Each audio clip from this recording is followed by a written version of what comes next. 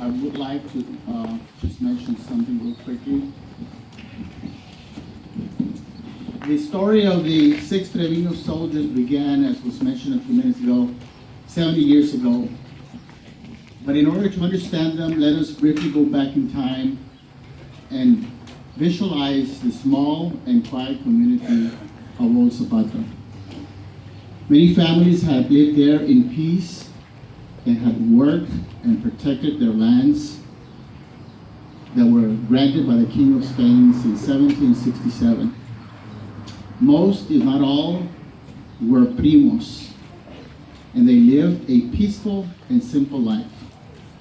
But as Alma Trevino Garza wrote on her college essay, and I quote, "It is hard to imagine how difficult it must have been when the news of the World War II hit the quiet little town of Old Zapata.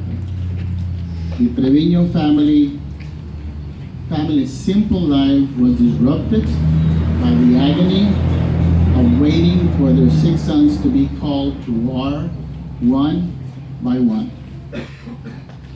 For those of us that have lost a son or a daughter, we can almost visualize the anguish and the mental stress of the thoughts of losing not one, but all 6 sons.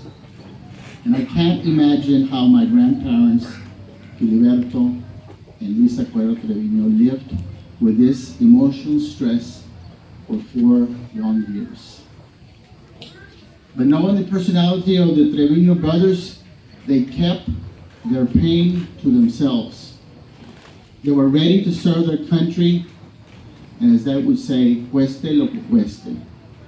And as Alma wrote, they bravely departed to serve their country, not knowing what to expect or if they would return. I know that I wanted to say just a brief synopsis of the service, but I think those have been mentioned. But I would like to add perhaps just one statement from each brother, and in particular of the late Teodoro Trevino. Perhaps many of you don't know that he actually wrote a journal from when he left India to the United States. It's a very detailed journal, and I'm very proud the way he writes. And this document is not mine. It's going to go back to Dr. Ana Petrita Trevino and to Teodoro Trevino III. It's a valuable document, and I cherished this for many years, but it's time for me to pass it on. And of course, the second brother was my dad. The funny thing is that his uncle, Manuel Cuellar, also was assigned to the army at the same time that he was. But miraculously, Anselmo was able to meet with his 2 brothers, Tony and Ted, in the Camp Robinson, and they took a picture, and I'll mention the address in case some of us want to go there. It's the Camp Robinson Photo Shop on 320 West Street in Little Rock. The third brother was Antonio, and we know how Uncle Tony was. And I wanted to quote him because even in his later years of life, these were his comments. Tony said that even though the war had been the most difficult obstacle in his life, he was willing to go and fight again in order to keep America free, and he meant it.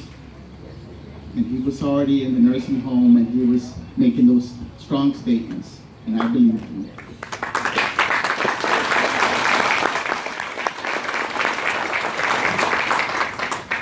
Filiberto received, I'm just going to mention some of the medals and awards. Filiberto received the American Campaign Medal, European African Middle Eastern Campaign Medal, Good Conduct Medal, and the World War II Victory Medal. And Jose Manuel, which is the 6th brother, I think it was mentioned a few minutes ago that he sustained a back and bullet injury, yet he was ready to go out and join his buddies upon his request. One particular comment was that on one day while he was lined up for roll call in Germany, a soldier who had just joined that division walked up to him and said, "If you knew Leo Trevino, because you look so similar." Meme told him, "Yes, he's my brother." And this soldier told him that he had just left Leo in Okinawa and that Leo was doing fine. What a small world, Meme said. And for Leopoldo Trevino Sr., who is here today, what can we say about him? We all love him, we all admire him. For a moment, I thought it was my dad, and then I thought it was Tio Beto, and on with the six brothers. I would like to say a story that I must share with me,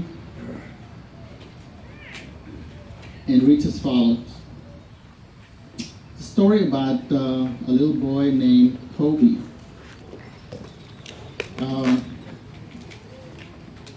Leo tells many stories, but the one that still brings tears to his eyes is the story of a young war orphan boy given the name of Toby. Leo would share his meals with him. During a terrifying typhoon, Leo rushed to get him and provide shelter in a vacant Japanese cave. Toby was very grateful, and from that point on, he followed Leo all around, everywhere. On the day that Leo was discharged, Toby cried for Leo, begging him to bring him back to America. Leo, to this day, still thinks about it, and he's heartbroken. The objective that I had for this morning was to briefly present a tentative draft of the Trevino book. This is one sample. We will be doing a hardcover. I want to thank all the contributors, all of my cousins that contributed. Otherwise, I would have not been able to put this book together. I was impressed, truthfully, with the book. I like the book, and I think you will too. My objective is that hopefully this book will inspire other families to do the same project.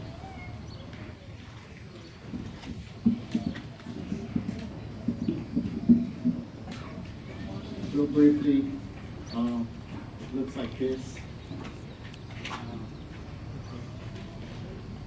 But you will see one as we get here.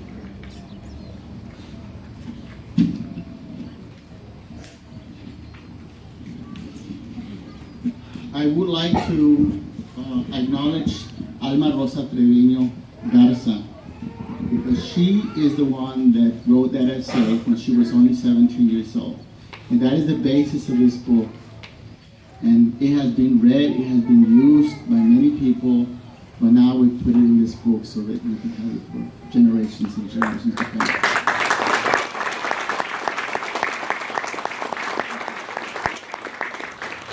I also like to thank Mr. Roberto Raul Perez, who spent many hours helping us put this book together.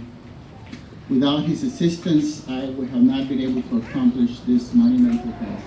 Thank you.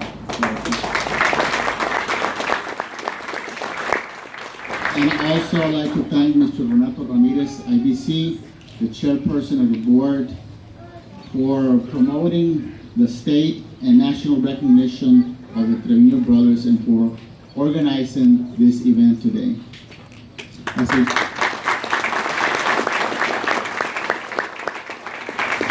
As a prominent and respected business leader, Mr. Ramirez has dedicated his time and energy to ensure that the Trevino brothers, veterans of World War II, be honored and that their services to our country never be forgotten. Thank you, Mr. Ramirez.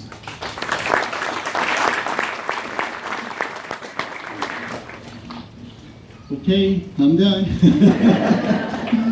Thank you very much.